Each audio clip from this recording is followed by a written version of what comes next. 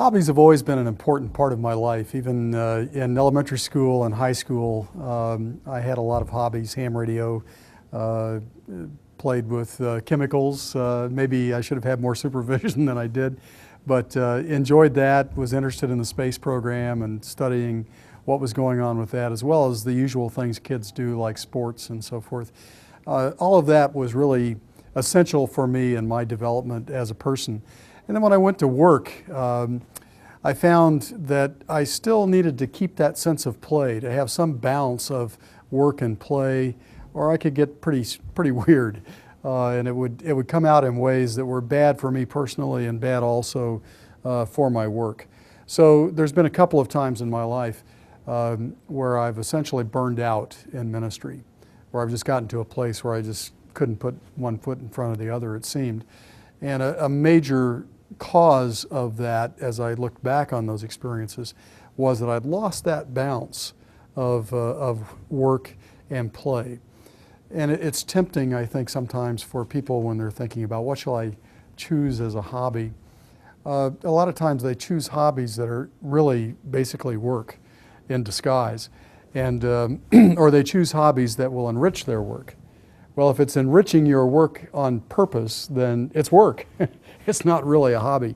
So you need to find some things that don't contribute at all to your work. So example, as an adult, some of my hobbies have included astronomy, flying. I'm a pilot, haven't flown for a while, but still think about it, read about it.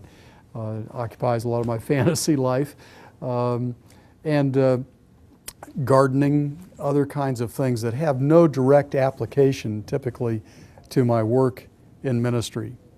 And when I approach it that way and do it as something like Monty Python would say, now for something entirely different, when I take that kind of playful approach with it, oddly enough, it does end up enriching my work. And I find illustrations from astronomy, from flying, from camping, from gardening, whatever it is.